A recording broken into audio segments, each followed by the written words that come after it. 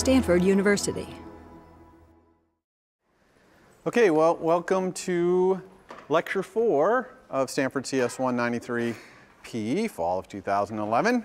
And before I get started today, I want to take a moment and just talk a little bit about a good friend of mine, someone very important in my life who passed away yesterday. When I graduated from Stanford, the first job I ever got was an insanely great job offer from Steve.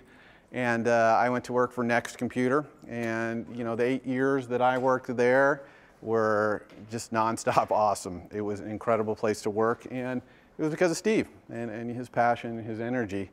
And the stuff that we built there, the technologies we built long time ago, I'm standing up in front of you each week and talking about them today, okay, two decades later. And it's still the cool, hot technology, and that is a testament for sure to Steve's vision. He had a passion for aesthetics. You know, to him, having it feel right and look beautiful were super important. I think for him, beauty, you didn't go to the museum or, you know, see it hanging on the wall. Beauty, you could get it when you went to go check your email, okay? Or when you answered your phone, or went to your music library, or watched, you know, a movie like Toy Story. For Steve, the beauty, what he felt like was that he could bring beauty to people in their everyday lives, and I think that might be one of his lasting legacies. You know, in a world where capitalism reigns and the almighty dollar says what is good and what is not good, the fact that he built the most valuable company in the world based on that premise, you know, that to me bodes well for mankind. That means we value that, and it certainly is testament to Steve to be able to do that. I read an article a couple weeks ago in the New York Times. A bunch of brain researchers were doing like fMRIs and brain scans of people who use their iPhones all the time. And they were trying to match them up against known brain patterns. And I think they were expecting that it would show up that these people who use their phones a lot had brain patterns like addicts, right? Like we're addicted to our phones. But when they looked at the brain scans, it didn't match people who were addicts as much as it matched people who were in love, okay? And we love our iPhones. We truly, actually love our iPhones, which is really quite amazing. So when you go out into the world to do whatever it is you're going to do, whether you're sitting here at Stanford or whether you're out there on iTunes U, you know, Steve would, if he were standing here, would tell you value aesthetic as a top priority, right? Bring beauty to people in their everyday lives with whatever you do. And so that's pretty much what I wanted to say. And so now I guess I'll go on to try and bring some beauty into your lives with my demo, my lecture. I know you love my demos. So, all right, 2 parts today. Demo first, then lecture. The demo that I'm going to do is demoing what we talked about on Tuesday.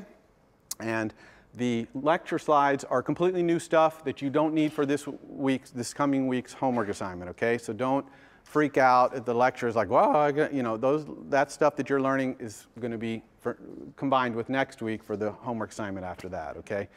So by the time I'm done with this lecture, hopefully you'll really understand what we talked about on Tuesday, and you'll be all ready to do your homework, okay? So what are we going to do today? The demo, I'm going to take the calculator as it ended after the walkthrough, basically, in that state. And we will basically make it programmable. And the way we're going to make it programmable is we're going to add some API to the calculator brain that says, give me your program. So the program is just the combination of operands and operations up to that point in the brain, okay? So we'll be able to ask for the program.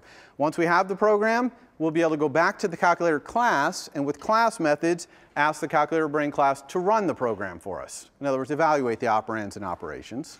And also, we're going to have a class method that gives us a nice human-readable description of the program. Okay, that part I'm going to leave for your homework though. So I'm just going to show you the running the program part.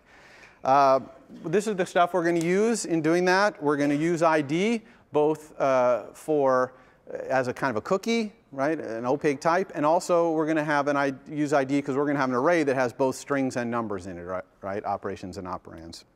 I'm going to show you a property with no synthesize, what a read-only property would look like. We're going to use introspection. I'm going to talk about mutable and immutable copying of arrays. We'll use a little bit of recursion. This is, computer science class, so hopefully you guys are comfortable with recursion, or you will be by the time you're done with this assignment.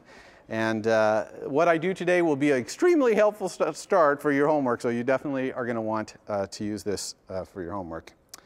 All right, so let's switch over to Xcode here. Make sure that I have the right thing. Yeah, so here is our calculator brain. Hopefully you're extremely familiar with this, considering you just turned in your homework yesterday, for those of you who waited to the last day. So all we're going to do to this calculator brain, again, is add some API to capture the program, and then add some API, class API, to run the program and get a description of it. So whenever I'm going to add a new feature to my application, I like to start with the public API between objects. Okay, even if I'm not going to implement it all right away, I just like to understand how my objects are going to talk to each other. Now, in this case, the public API that I already have here on the right, the push operand and the perform operation, I'm not going to change those. So I'm going to make this backwards compatible public API change. All right?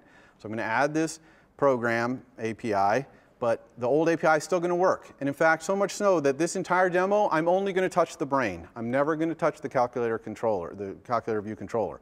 And we're going to run it at the end, and hopefully, if I haven't made a mistake or something, it'll just work. Okay, everyone understand my goal there?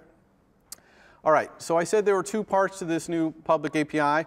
One is we want to be able to capture the program.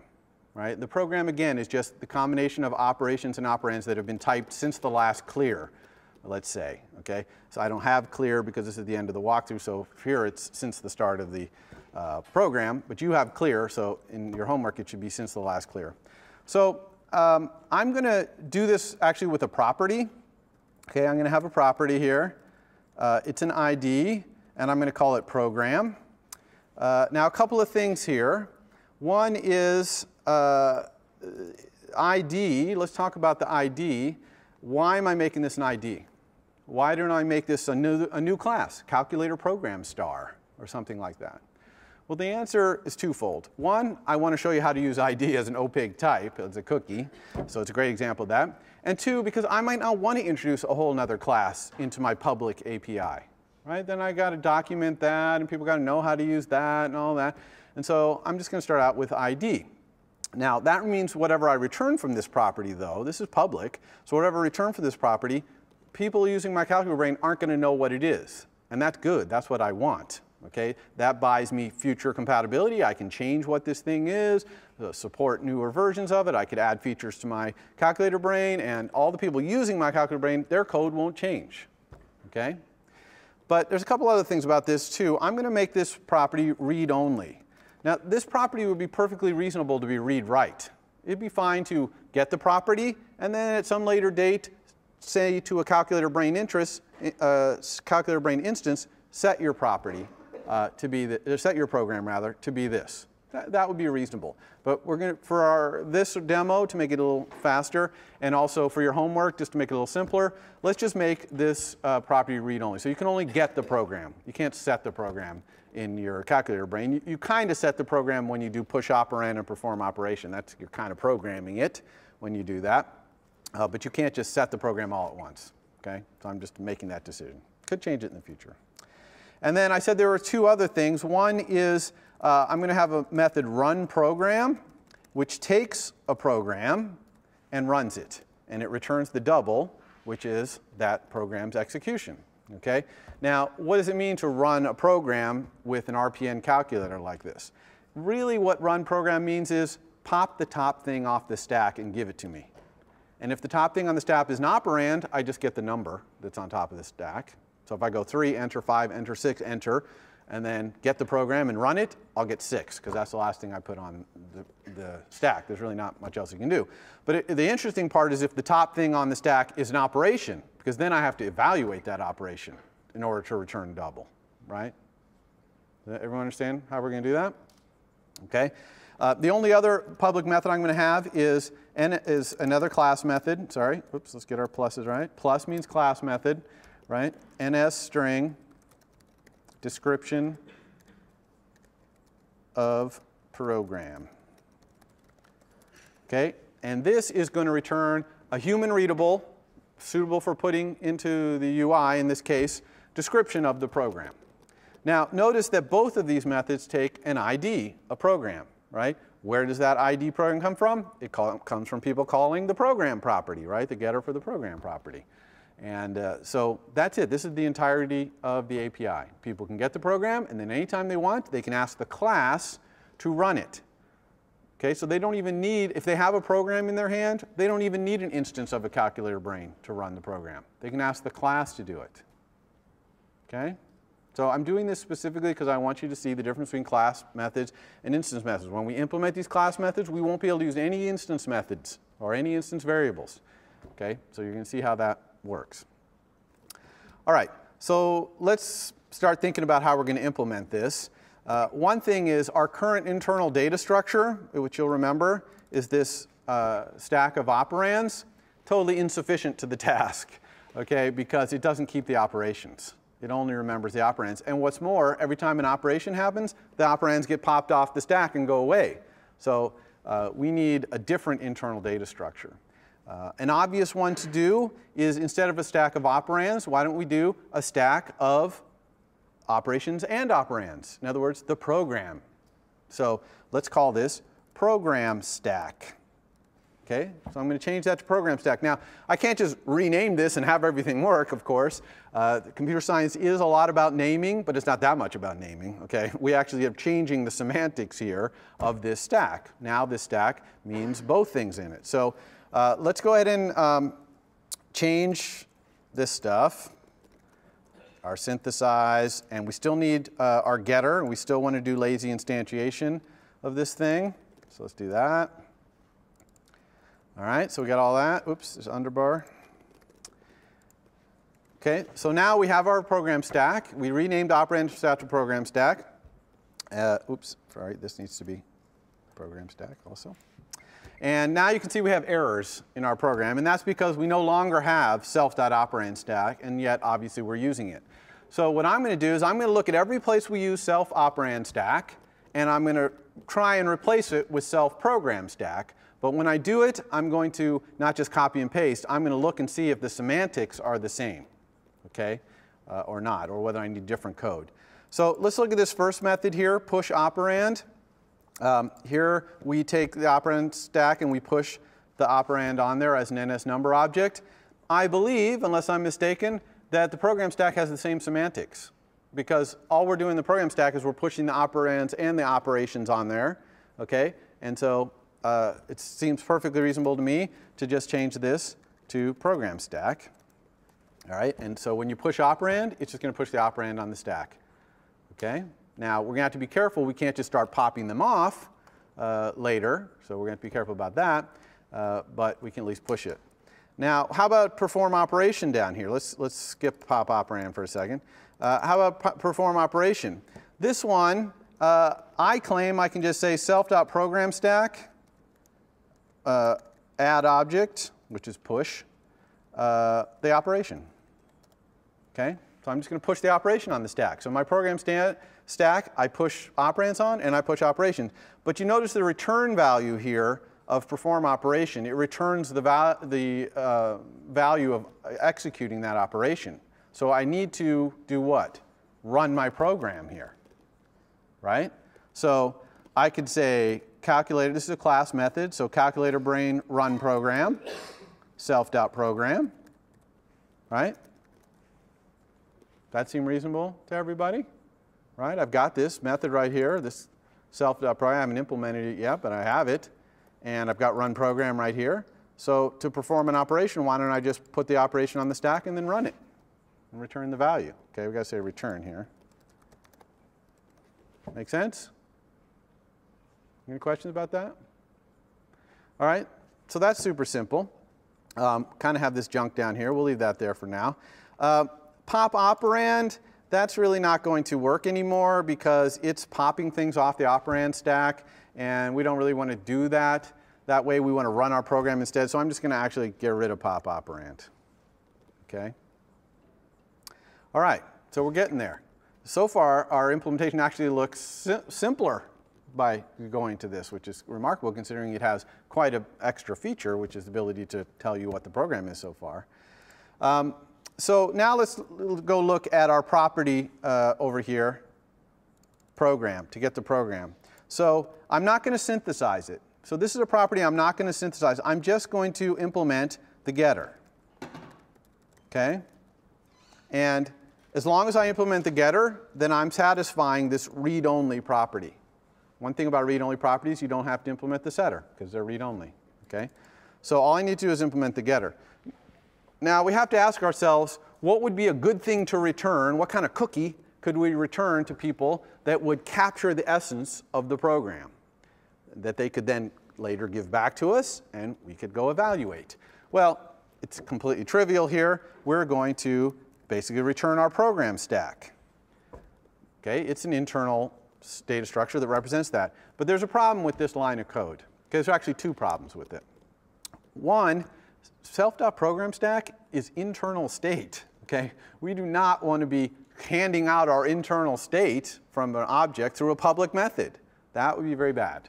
Okay, because even though it's an ID, somebody could get this thing, do introspection on it, find out it's a mutable array, start putting things in there, and totally blow us out of the water, totally break our internal implementation. So we absolutely can't be giving away our internal data structure. The other thing is the semantics of this property. When I ask for the program, I want the program at that moment. I don't want to get a mutable array that's being added to after that, right? Adding more operations to it. I want a snapshot, basically, of the program. So we can solve both of those problems with this with one method call, which is to simply copy that NSMutable array. Okay? So copy does two things. One, it makes a copy so we're not handing out our internal state. It's a copy of it. And two, remember that copy sent to NSMutable array returns an immutable array. Can't be modified. So now the person who called it, who's got the program, even if they used introspection, they couldn't go in there and muck with it anyway. Okay? So that's it. That's all we have to do for program. Luckily, we have an internal state that's quite easy. We can just copy it and return it to give our program. Now, part of that is we picked good internal state, right? We designed our thing really nicely, so it's really easy to implement this because we knew we were going to support this API. All right, so next, let's do this description of program. Oops, string star description of program. And here I'm going to do this, return, implement this in assignment 2. Okay, and I'll leave the rest to you on that one. How about run program, though?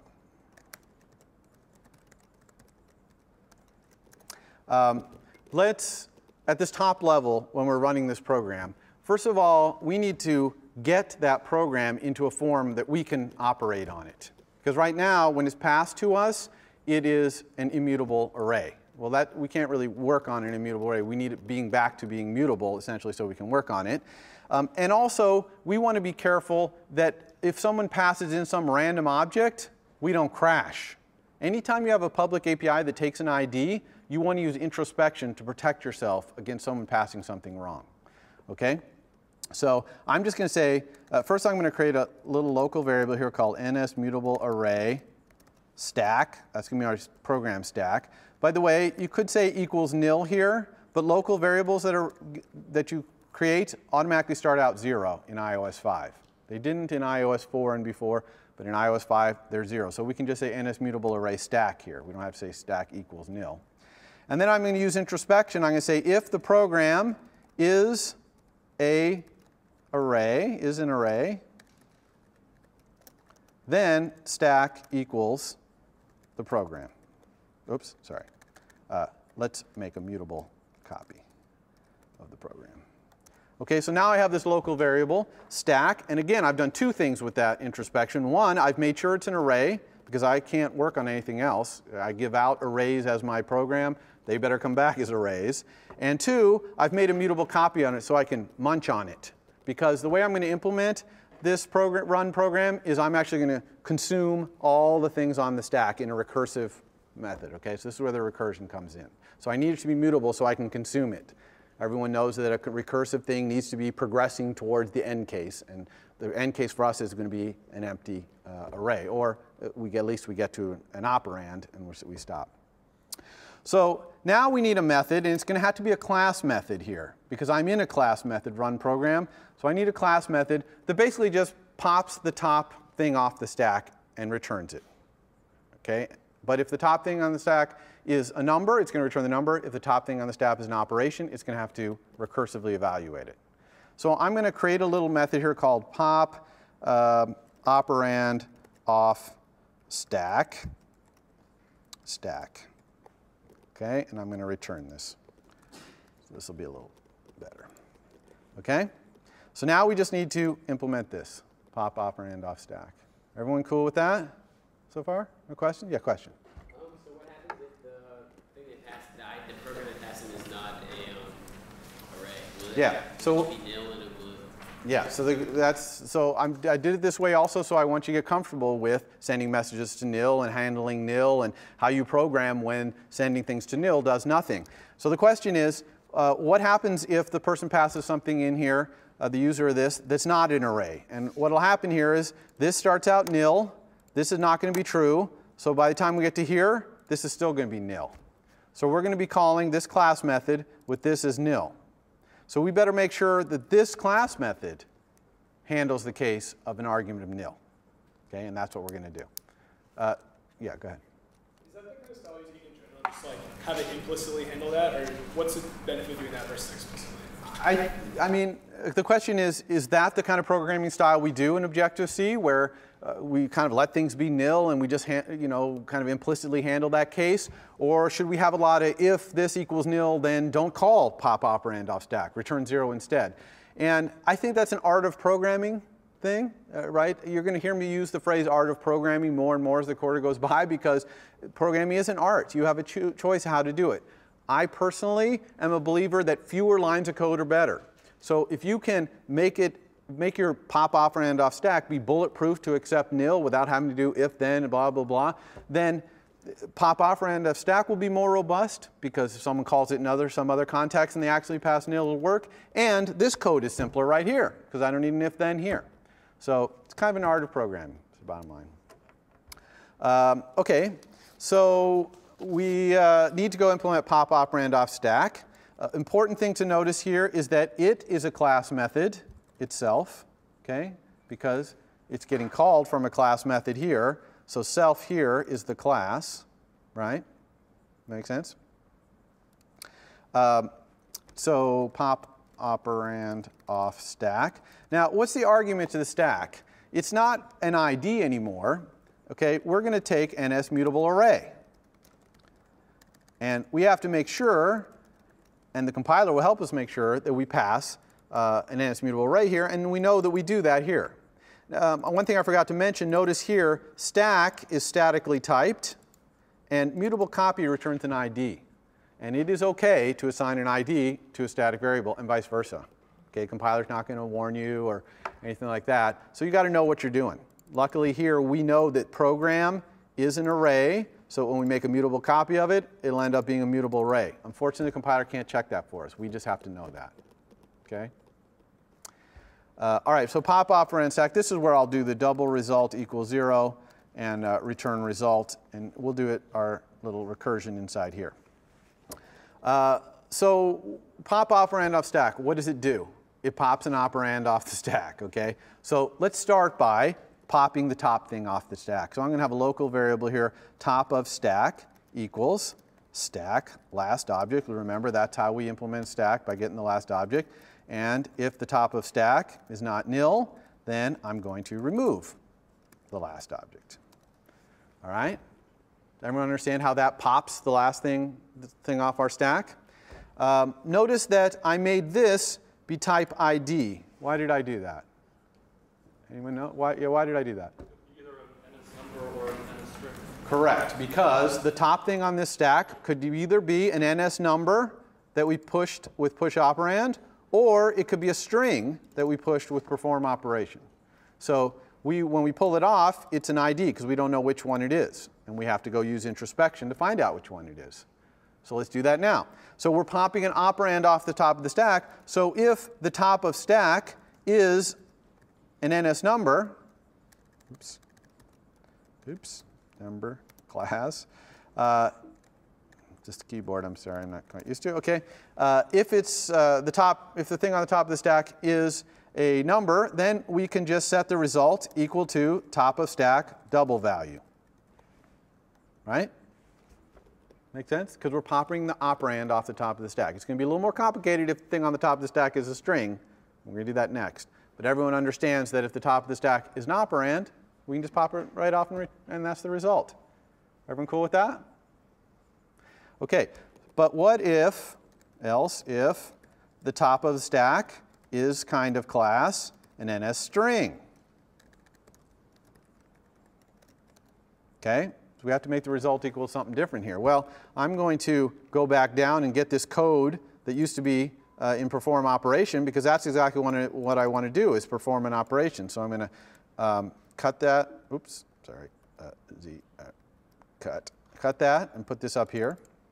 It won't quite work as is. You can see a couple of things we're having errors with here. One is we're using this variable operation. I could change that to be top of stack, but to be clear, I'm actually going to create a local variable operation and set it equal to top of stack. Okay, and I'm just doing that for two reasons. One, to keep this code as similar as possible so you're not too freaked out by how much it changes. And two, to show you again that I can assign an ID to a static, and the compiler has no problem with this. But again, I got to know what I'm doing, so I want to do it right after introspection like this. Okay? So what else is this complaining about right here? It's complaining about pop operand, because pop operand was an instance method that popped an operand off the stack. We don't have that anymore. I got rid of it. Okay? So how are we going to pop an operand off the stack now? Sorry? Recursively call pop operand. Exactly. We're going to recursively call pop operand off stack.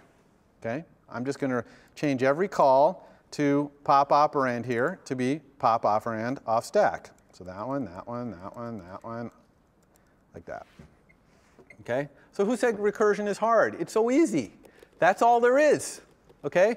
We've satisfied all the things necessary of recursion here. We're always progressing towards an end case because we're always removing something off the stack every single time. Eventually, this stack is going to be empty, if nothing else. Like if we try to do too many operations, not enough operand, it's going to end. Or if we do all the operations that are on there, then it'll stop. Still might be stuff left on the stack, but we'll be done because this end case, basically. One thing to make clear, you'll remember that in the old version of perform operation, we pushed the result back on the stack. We don't need to do that here, okay? Because we're consuming the stack as we go, and their operations are on the stack too. Okay, so we don't need to push the results and then go back. We are actually consuming as we go. So we don't need any of that. We don't need this. Okay? So that's all there is. Now, two other things I want to point out here.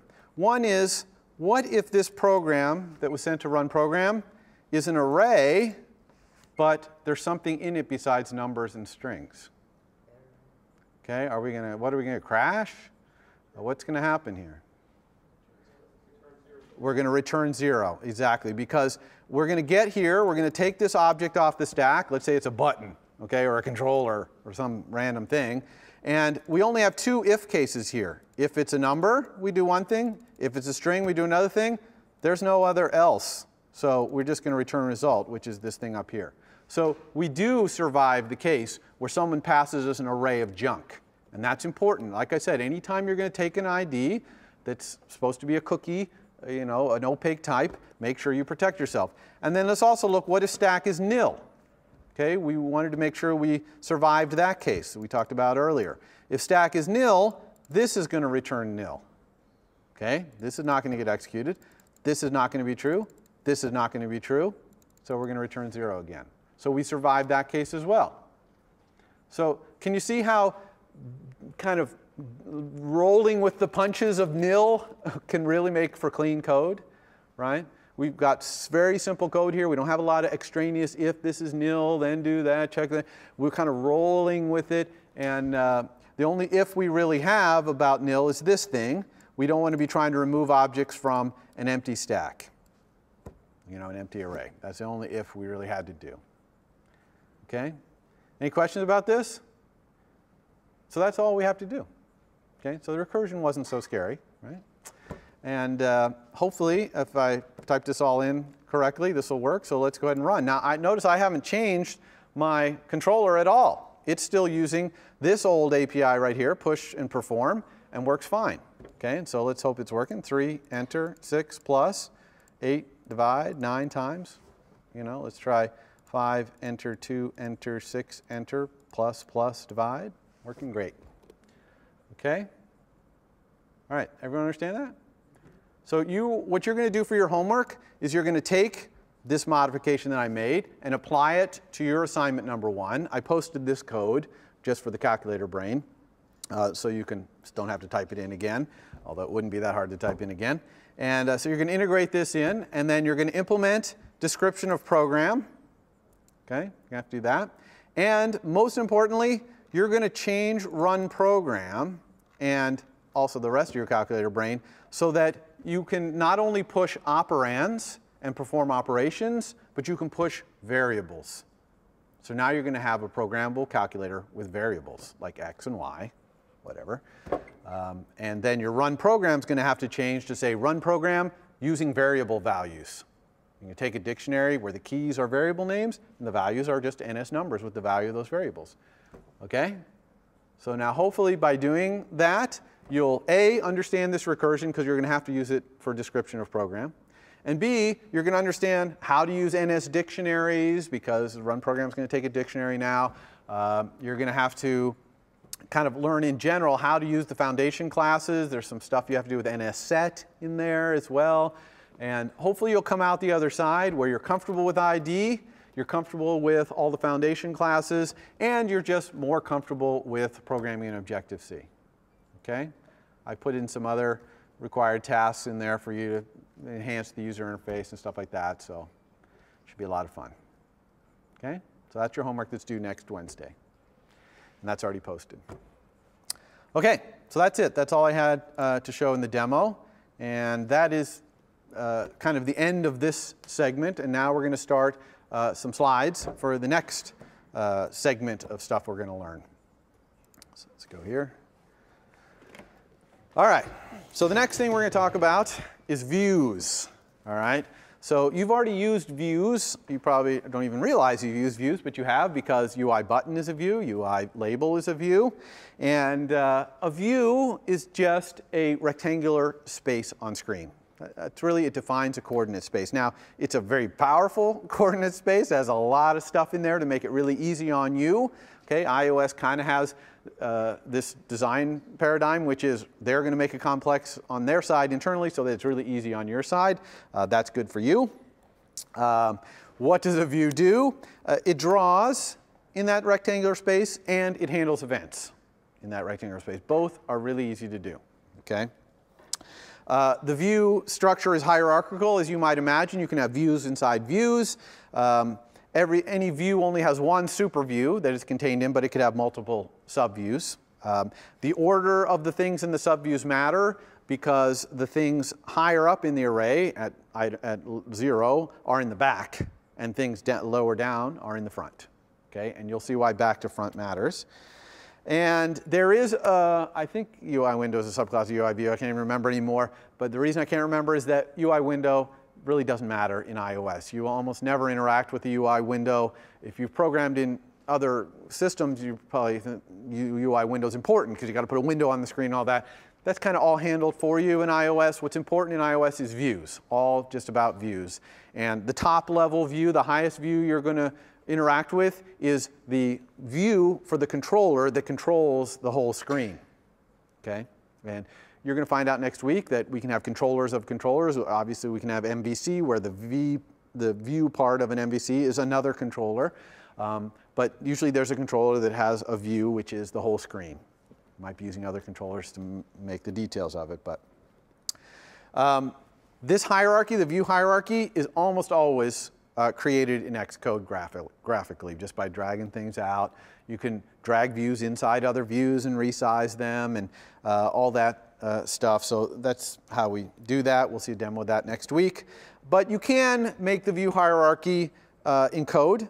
There's two important methods there. One is add subview, which is sent to a view to add a view to it as a subview.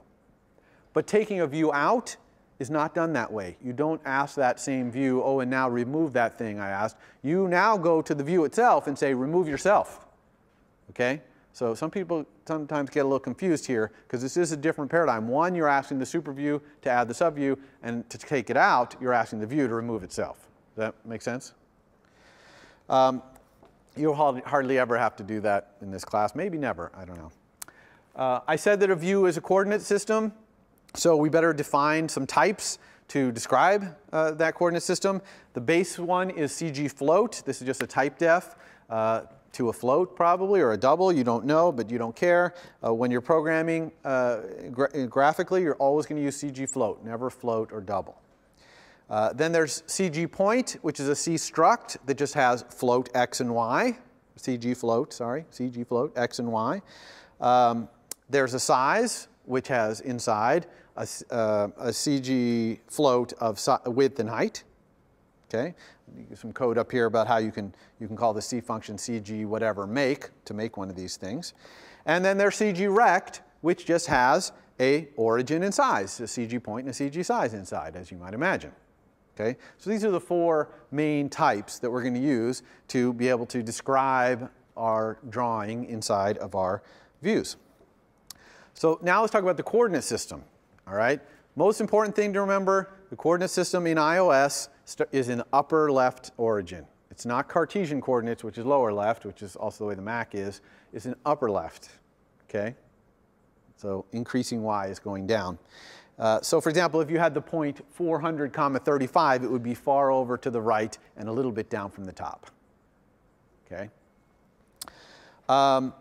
These units are points, not pixels. Okay, what's the difference between a point and a pixel? Okay, a point is like a typographical term, but what makes the only time the points wouldn't equal pixels on a device is like on the iPhone 4 Retina display. It has such high resolution, okay, that if a point equaled a pixel, then something you drew on it would be, a quarter of the size as something you drew on an old iPhone.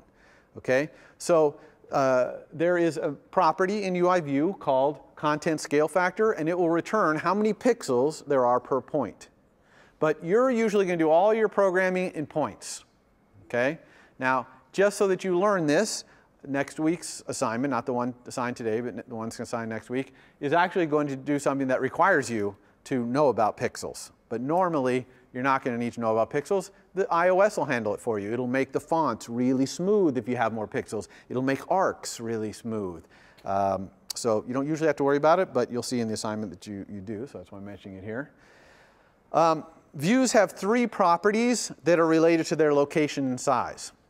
Okay? One of them is called bounds, and it's this rectangle, and it is the drawing area of your view in your view's coordinate system. In your view's coordinate system. So when you draw in your implementation of a custom view, if you're creating your own view, you're not using UI button, but you're creating your own subclass of view, when you draw, you only use bounds. Do not use these other two inside the implementation of your view. Just don't do it, okay? What are the other two? Center and frame. These are the center of your view and the frame that completely contains your view in your super view's coordinate system. So these are only used to position you in your super view. Everyone understand what I mean by that, position you? They're just used to say where you are. If you specify the frame of a view, you're placing it in a super view in that super view's coordinate system. That's different from the bounds. Now you might think, well, bounds and frame, pretty much the same thing, right? And the answer is definitely not. And why are frame and bounds not the same? The answer is because views can be rotated and scaled as well. So if you had a picture like this, you see how view B is rotated? its bounds in there, 200 by 250 with the upper left corner. To view B, it looks like it's just in a normal rectangle. It doesn't know it's rotated. Okay, somebody else rotated it. So it's just drawing happily. But look at the frame of view B in view A's coordinate system. It's much bigger than view B because it has to completely contain view B, including its rotation. Do you see? So the bounds on view B is only 200 by 250, but the frame of view B, in other words, its containing rectangle in its superview coordinate system, is big, 320 by 320. Okay? The center point is 300, 225. If you accidentally used the center property inside view B, you wouldn't even be drawing in view B's bounds, right? It would be all off screen. It wouldn't even show up because the center is 300, 225, and view B only is 200 by 250. So can you all see the difference between frame and center, which kind of go together? If you set one, you're setting the other, right? If you set the center, it's going to move the frame. If you set the frame, it'll set the center. They match. They automatically are kept in sync. And the bounds, which is the rectangle you use to draw yourself. Cool with that? So people ask, what is view's middle? What's the red dot in view's coordinate system? Well, it would just be the bounds dot size dot width divided by 2 plus the origin, and the height divided by 2 plus the origin. That's how you would, if you were view B, that's how you'd find your center. Views are rarely rotated. I mean, you see the UI, you don't see a lot of rotated views, but they could be. And you do never want to write code that uses frame and center in the implementation of a view. You use frame and center to position them. All right, creating views. So most often, you're going to create views in Xcode. Like I said, you're going to, you drag out buttons and labels. That's you're creating views. How do you drag out a custom view? Okay, when you create a custom view, you're going to subclass UI view to create a custom view, and it's not going to appear in the palette, right? The palette in the lower right where UI label and UI button is. You're not going to see my custom view in there, unfortunately. So what you're going to have to do is you drag out a generic view. If you look down in that palette, scroll up and down a little bit, you'll see where it says view, and you're just going to drag out a generic view. So now you have the view in there, but you want it to be your class, so you're going to go to the identity inspector in the upper right, where the attributes inspector is. One of the things there you can click on is identity inspector. And in the identity inspector, the very top thing in the identity inspector is the class of this thing. So if you clicked on UI button, it would say UI button in that identity inspector. And when you drag this out and you look at an identity inspector, it's going to say UI view. And there's actually going to be a pop-up there because it'll know about your class if you've already created it in Xcode. Or if you haven't created it yet, you can actually type in the name of your custom class. So it's one of those pop-ups where you can pick from a pop-up or you can type it in the same thing. Okay? So that's how you add a custom view. And now the custom view, once it's in there, when it's in the storyboard in Xcode, it's not going to behave like your custom view because your custom code is not in Xcode. The actual code, it's not the code that you're typing is in there, but the compiled code is not in there running. But you can still do some things with the view, like you can set normal view properties. Views have background color, for example. You could set that. And you can clearly resize it, and you could add other views as subviews of your view, or you could add your view as a subview of other views. So there's a lot of things you can do with the view, but that's how you add a custom view to your UI. You could, of course, also do it in code. And so how do you create a code, or create a UI view in code? You just use alloc and init. All right, it's like we talked about last time. And you can use alloc plain init. That would create a view with bounds and frame being, well, the frame would be 0, 0, 0, 0, 0, all 4 zeros. And the bounds would also be zeros. And then you could later set its frame to make it bigger, okay, or set its bounds. But the designated initializer for UI view, and the one we would use most often if we were creating code, is init with frame. We talked about this on Tuesday as well. And you just specify the frame of your view, and it'll create a view. Now, it doesn't add it to any view hierarchy. You still have to call add subview on some other view to get your thing added to a view hierarchy, but this is how you create it. So here's an example. Maybe I'll do this later in the quarter just to show you this, but not next week. Here I'm creating a UI label. So first I create a rectangle called label rect.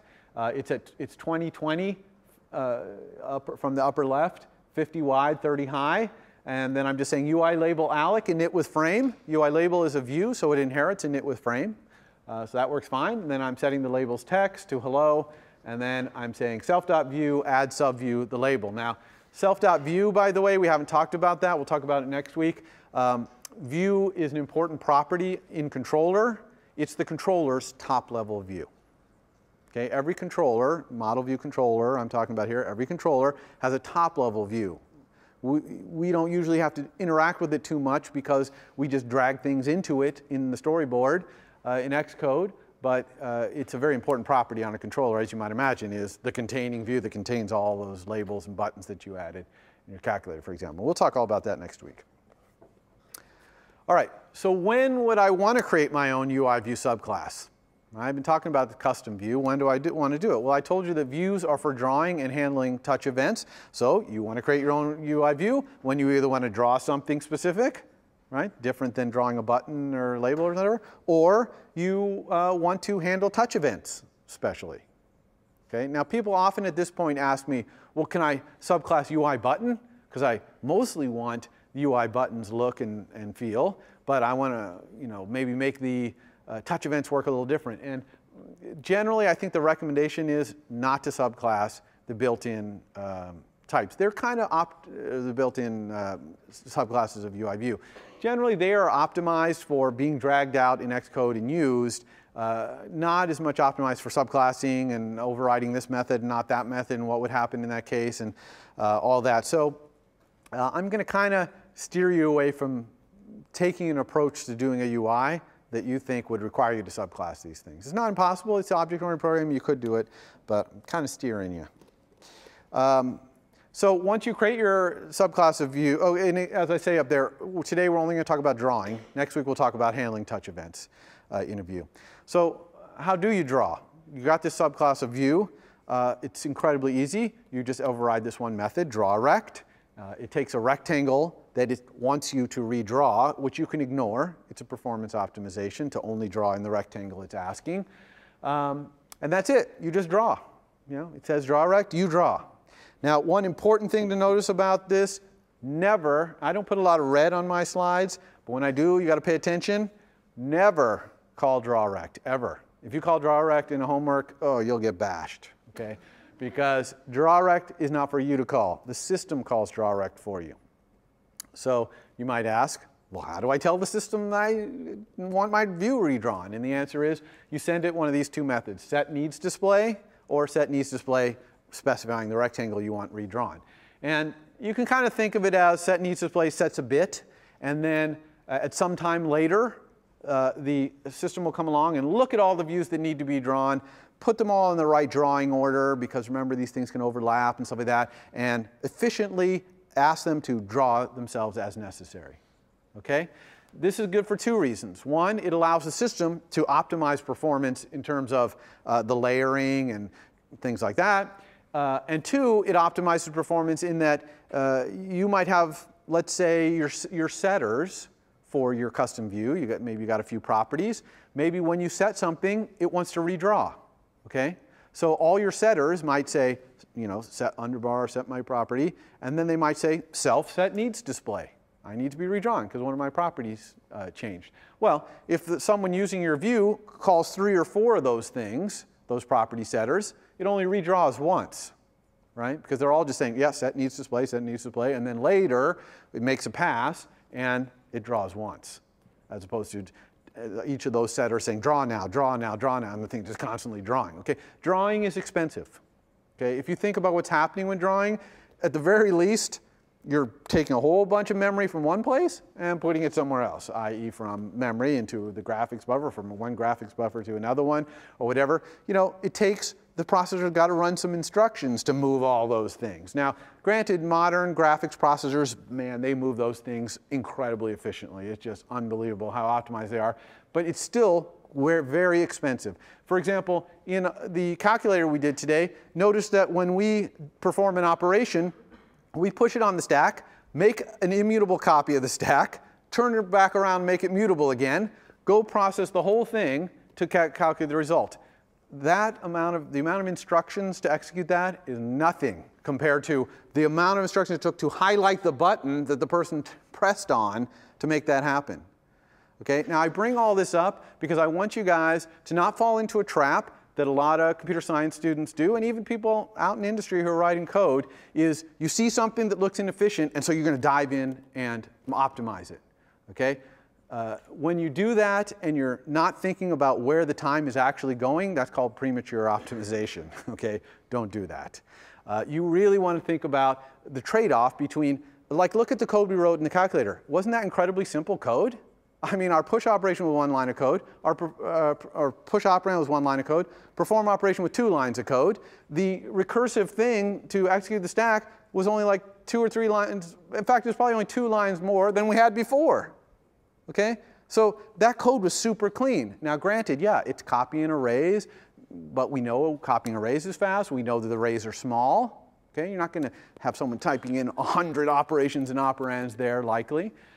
So trying to optimize that down and add 100 lines of code to really make that all really go fast is a complete waste of time, because you know this is only being executed by a very slow thing, which is touches on the screen. Now, I say very slow. It's all relative. Doing a touch on the screen is super fast. I mean, less than a millisecond.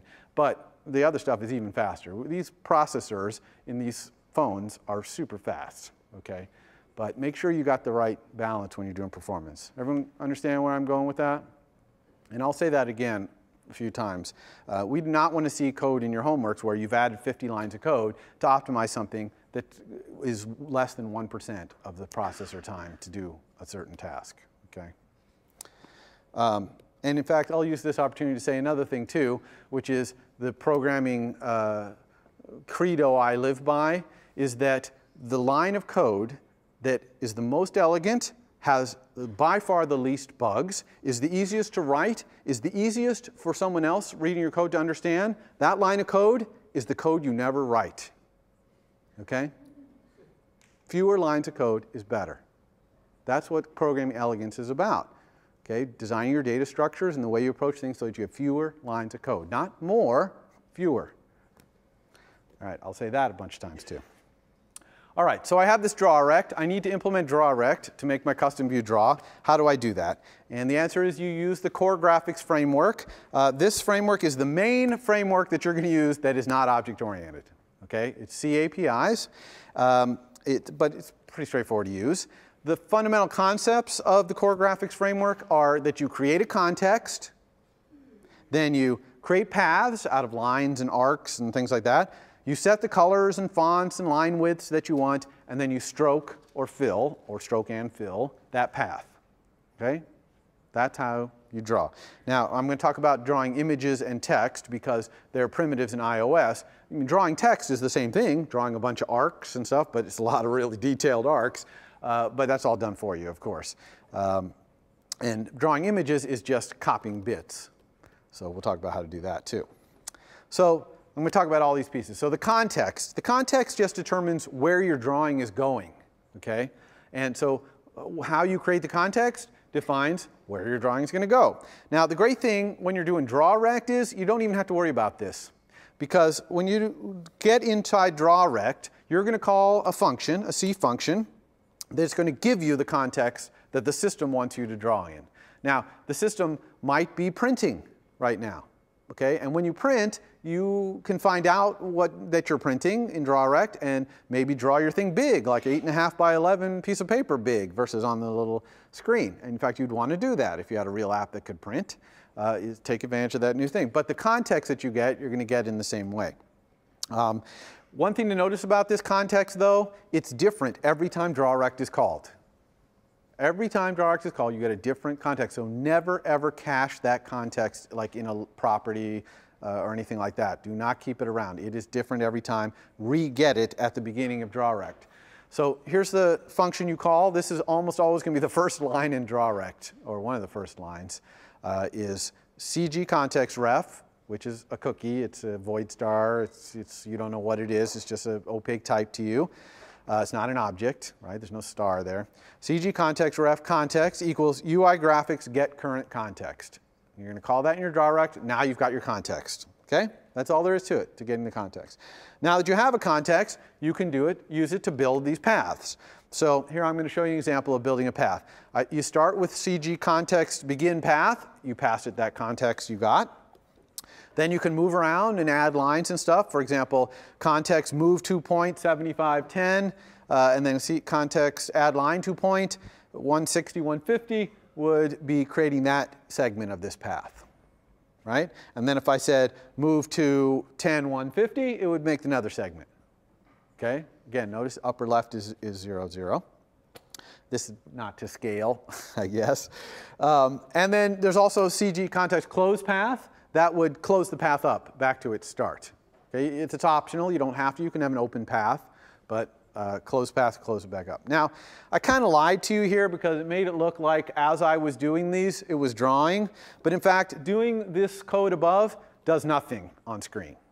Okay? It creates this path, but it doesn't actually draw anything. So your screen would be still completely blank if you executed the code that's on there. And why is that? That's because you have to stroke or fill to make your path appear. And before you stroke or fill, you want to set some graphics context. So here I'm using a color to set the fill and another color to set the stroke. Now we're going to talk about UI color in a couple slides here. And also notice that these UI color, green color, set, fill, you don't specify the context. When you use the objects, you're really only going to use 2 objects to draw, 3 maybe. UI color, UI font, and then NS string actually you're going to use to draw text. But we'll get to that in a minute. So here, when you're using the objects, you don't specify the context. The objects always assume you're using UI graphics get current context. Okay? It's only the CG context blah, blah, blah that you specify the context and argument. So here I've set the fill and set the stroke. It still hasn't drawn anything. Okay? I have to call the core graphics function that draws, which is called CG context draw path. Okay? And it takes context. And the only argument it takes is this constant KCG path fill stroke in this case. There's also KCG path fill, and there's also KGCG path stroke. And that specifies whether you want to stroke the path and fill the path, which is what this is doing, or only stroke it or only fill it. Okay? So here I did fill and stroke. And so look, my triangle got stroked with a red color, and it got filled with a green color. Okay? So that's it. That's how you draw. You build these paths up, and there's a lot more than move to line 2. There's arcs and gradients, and I mean, I just want to show you how you do it. You're going to have to go read the documentation to find the function you want, and there's a lot to choose from there to draw. It's also possible, by the way, to build up a path and then save it in a path variable, CG path. Okay? So a CG path, so the functions are very similar to that, but instead of taking the context to drawing, you're taking the path that you're building up. And so then you end up with a path, and then there's another C function that you call that says take this path, this CG path that I built out of all those move 2 and line 2s, and stroke and draw it in this context basically. Put it in this context. Okay. So we're not going to talk about that, but it's the same concept. It's just whether you're drawing directly in the context or whether you're building a path first. And why would you build a path first? Maybe you're building a star and you want to put 100 stars up there. You build a star path and then you would put it up there 100 times. All right, so I promised UI color, and here it is. There are some class methods in UI color, like red color, that will return some standard colors. There's about a dozen of them. Red, cyan, black, brown, white, that kind of thing. So you can get that. And of course, there are a number of init methods in UI color that you can create color. So here's one that inits with RGB, and we'll talk about alpha in a second. And so that's straightforward, right? You create a color with RGB. I think there might be HSB in there and some other ways of creating colors. And then you can call set fill like we did before, or set stroke. You can also just call set on a color, and that sets the fill and the stroke. Okay? And that's what UI color is used for, is to set the fills and strokes. The alpha, let's talk about the alpha there. You can draw with transparency in UI view. Okay, it's actually not uncommon to draw with transparency in UI view, but there's some things to think about here. First of all, if you're going to draw with transparency in your view, you're going to use like an alpha Alpha, by the way, is how transparent it is. So an alpha of 0 means it's completely transparent. It's so transparent you can't see the thing. And 1.0 is fully opaque. In other words, you can't see through the thing. You can only see it's covered. It's fully opaque.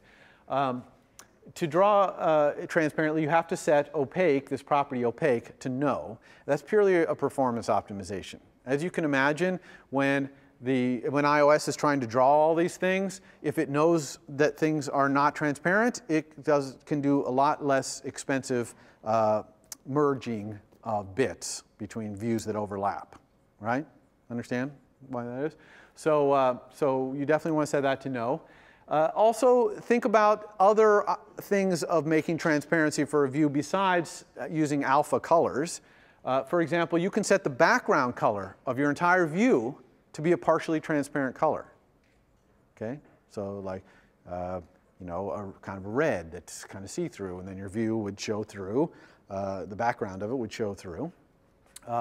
You also can set the alpha of the whole view, right? So that the whole view, you draw it opaque, let's say, and then you set the alpha to 0.5, and it'll be halfway transparent, the whole view.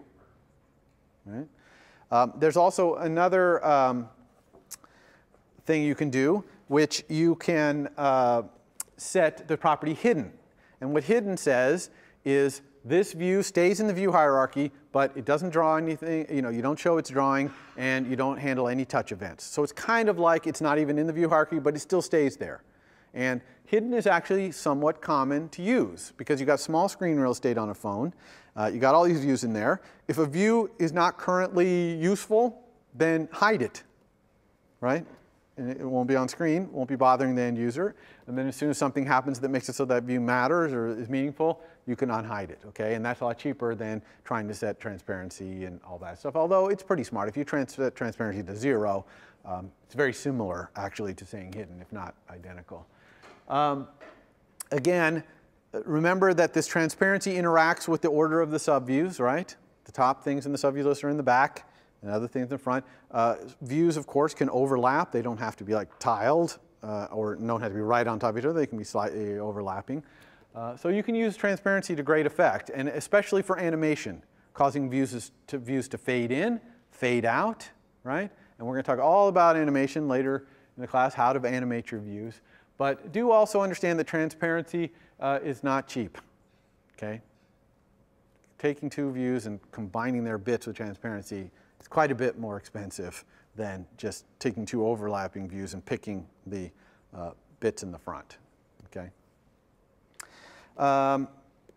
So the graphic state, the main graphic state thing you're going to set is color, but you can also set line width and even really complicated things like a fill pattern. You don't have to just fill with a color. That triangle could be filled with a pattern. And there's a whole mechanism for creating a pattern and all that stuff. You can look all that up. It's really outside the scope of this lecture. One thing you have to be a little careful with the graphic state, you got to think about subroutines. Right? Because the way this is working, I got a context and I'm setting its graphic state and then I'm doing a stroke or a fill. Well, what if I call a subroutine? And that subroutine wants to set a lot of graphic state. That's messing up the graphic state of the thing that called it. So there's a mechanism for that. It's called pushing and popping the context. So if I had a subroutine called draw green circle, this is just a method that draws a green circle. Notice I know it's going to be used in the state of being a subroutine. So I push the context at the beginning, change the color to green or whatever, line width or whatever, do whatever drawing I want, and then I pop, and that puts the state back to the way it was when the caller called my subroutine, right? And push and pop, very efficient, so you don't have to worry about, it's kind of, I don't want to push it, you know, it's built to be fast. And so if you had your draw rect, here's an example of draw rect, that's going to use that draw green circle. I might have set my color to red, and I'm drawing some stuff in red, and I draw the green circle, and then I want to keep drawing in red. Well, if green circle left it the color green, then my red drawing would start being green. That would be bad. So everyone understand why we do this push-pop thing? It's just for subroutines. And we'll show that in the demo next week, too. All right, drawing text. Normally, you're going to use a UI label if you want to draw text. UI labels are really good at drawing text, and they can draw all kinds of funky things, shadows and all kinds of stuff. So most of the time, you're going to use a UI label, but if your custom view wants to draw its own text, The way it does that is first it has to get a font object, okay, UI font, and you can look at the documentation for how you get a font. You can get a system font, you can get a font by name, etc. And then once you have the font, you actually call a method on NSString to draw. Now, this should be disturbing to you because Foundation, where NSString is not a UI thing. Okay, Foundation is where NSArray and NSDictionary and NSString and NSObject are. There's no drawing. There's no drawing in Foundation. So why are we here? Okay, because string is kind of the obvious place you would want to draw it. You'd want to draw a text. You got the string you want to draw. It'd be nice just to send it a message. So how is this made to work? And the answer is that UIKit, which is a different framework from Foundation, adds these string drawing methods itself. That code is in UIKit, and it adds them to string using a mechanism in Objective-C called categories. Okay? Now, categories is a bit of a Pandora's box, as you can imagine, because UIKit is adding a method to a class in a different framework. We're not talking inheritance here or anything. It's just flat out adding that method. That's kind of weird. And that can be abused, okay, badly. And it also can cause problems where you're trying to add a method that's already implemented in that other class. That would be somewhat of a complication. So we're going to talk about categories. We're actually going to use categories in this class quite extensively because they are really good for what they're good at. Okay, they can be bad when you use them for things they shouldn't be used for, but they can be really good for what they're good at. So we'll talk about that later. So don't worry about that now. But the point is, when you want to draw text, you just send a message to the string, like draw at point with font. So you got your font. You tell it what point you want to draw. Everything is upper left. So this is, the text is going to draw in a certain rectangle depending on the size of the text, and you're specifying the upper left corner. You can also find out the size of that rectangle, what size it's going to be, using size with font. Give it the font, and it'll tell you, oh, that's going to take a rectangle this big to draw that font. Okay? Super straightforward. Everybody got that? Questions? All right, so that's text. How about drawing images? Just like UI label, there's a nice class in iOS called UI Image View, which we'll be talking about in the future as well. And UI Image View, just like UI label for images, right? You drag it out, you set the image, bam, you got your image. It knows how to scale and resize and all kinds of things. But if you feel like you want to draw that image in your DrawRect, okay, not using another view, then first you got to get an image. And there's quite a few ways to get an image. Probably the common way is to drag it into Xcode, into your resources folder, and then just say image named, and it'll find it in there. Okay, that's the most common way. You can get it out of the file system. Someone might pass it to you over the network as a bag of bits, like NSData right there. We haven't talked about the file system. We haven't really talked too much about NSData, except for that you know it's a bag of bits. You'll see this, how this stuff works later. You can also create your own image, UI image, by drawing with the context things. You do that by doing this UI graphics begin image context, and you press specify size, and then just start drawing. And when you're done, you say UI image my image equals this function, C function UI graphics get image from current context, and you'll have a UI image that represents all that stroking and filling that you did. And then you end the image context, and now you have a UI image. Okay, so there's a lot of ways to get a UI image. And once you have it, the way you draw it in your DrawRect is using these UI image methods. Draw at point, draw rect, draw as pattern in rect. The difference there, draw at point, is going to draw the image at its natural size with that point as the upper left corner. Draw in rect is going to scale the image to that rectangle. Draw pattern in rect is going to keep repeating that image to fill up that rectangle. It's tiled, basically. Okay? So that's images. Just as an aside, you can, if you have a UI image, get its JPEG representation or a PNG representation using these C functions, which is kind of cool. Just gives you a bag of bits. The bits are encoded in either JPEG or PNG. Okay, that's it for views. All right. Tomorrow we have source control. That's going to be really brief. I don't know, maybe only for 15 minutes or so. I'm not going to give a whole lecture on how to manage software in big teams and checking out branches and resolving conflicts. We're not going to talk about that. What I'm going to talk about is what Xcode's UI is if you have your source under source code control. Okay? So it can do things like let you check in changes, show you a history of changes side by side. It's pretty cool, but it doesn't take a long time to show because, again, I'm only going to show you Xcode's UI of it. Not required for this class, by the way. We're not going to require you to do source control in any of your assignment submissions. Although once you see the lecture tomorrow, or if you play around with source control, you might decide, yeah, actually, it's cool, because I can keep track of all the changes, and if I made a mistake, I can go back and look what I did. So that's kind of nice. And then next week, we'll be continuing this whole kind of theme of views and controllers and touch events, etc. First thing, not first thing, but on Tuesday, I'll do a lecture where we do a custom UI view. And then we're going to talk about the view controller's lifecycle. So controllers, as I talked about before, can be used as the V in a model view controller. And so you get controllers of controllers. And as these controllers come on screen and go off screen, they get sent messages. Okay, they get warned, you're about to come on screen. Oh, you just came on screen. Oh, you're about to go off screen. You just went off screen. So that you can do things, especially lazily. We don't really want to do things like a database lookup or something like that until we're sure we're actually going to go on screen. Okay? Why waste the processor's time doing something if we're not going to be on screen? So we do a lot of stuff lazily. Just like we did lazy instantiation in our getters, we're going to be doing lazy drawing and stuff like that in these view controller lifecycle methods. And we're also going to talk about storyboarding. You saw the storyboards a little bit so far. We're going to talk about how to use the storyboard mechanism, both to build a little more complicated UIs and to hook up our MVCs. And also we're going to show how to use the storyboards to have two separate UIs, okay, for two different platforms in the same app. Universal applications, we call them. Okay, that's all I got. See you next week. Good luck on your homework. If you have any questions, I'm here. For more, please visit us at stanford.edu.